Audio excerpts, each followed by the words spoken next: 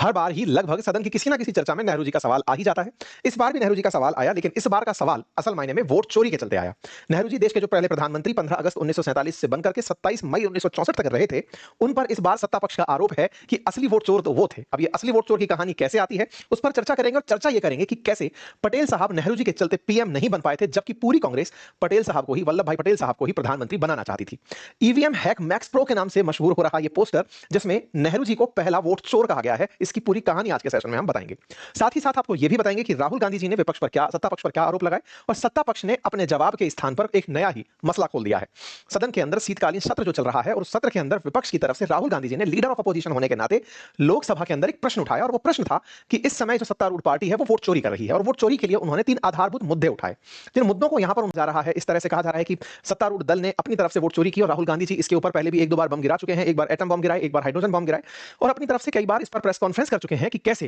एक पूरी संस्थागत तरीके से वोट चोरी करके सरकार चुनाव जीतने का प्रयास कर रही है, जिसके विरोध में सत्ता पक्ष के प्रदर्शन में, सत्ता पक्ष के विरोध में अपोजिशन के द्वारा संसद के बाहर प्रदर्शन भी किया गया। अभी फिलहाल के लिए जो वाकया है वो कुछ इस तरह से है कि यहां पर अपोजिशन की तरफ से राहुल गांधी जी बोल रहे थे और कहा कि बीजेपी ने वोट चोरी की। इस पर इनका जो तर्क था, वहां पर उन्होंने 3 बड़े मुद्दे उठाए। मुद्दा नंबर 1, असल में साथियों, इलेक्शन कमीशन जो पूरे देश के अंदर हो रहे लोकसभा चुनावों का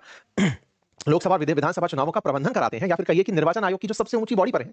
भारत का मुख्य चुनाव आयुक्त और उनके साथ अन्य 2 चुनाव आयुक्त होते हैं। उनकी ड्यूटीज को लेकर, उनके इलेक्शंस को लेकर के सारे कानून बने हुए हैं। हालांकि निर्वाचन आयोग एक संवैधानिक बॉडी है, लेकिन इलेक्शन कमीशन का निर्वाचन कैसे होगा या फिर उसका अपॉइंटमेंट कैसे होगा, उसका एक प्रोसीजर बना हुआ है। इसके लिए election chief election commission and अन्य जो इलेक्शन कमीशन है, उनके लिए वर्ष 2023 में केंद्र सरकार द्वारा, जो सत्तारूढ़ वर्तमान एनडीए सरकार है, इनके द्वारा एक एक्ट पास किया गया। उसका नाम ही यही था, chief election commission and election commission election act. इस 2023 के अंदर, अपॉइंटमेंट एक्ट, इस 2023 के अंदर यह तय हुआ कि जो इलेक्शन कमीशन को अपॉइंट करने वाली कमेटी है, उसमें 3 लोग होंगे कि किसे इलेक्शन कमिश्नर बनाया जाए, चीफ इलेक्शन कमिश्नर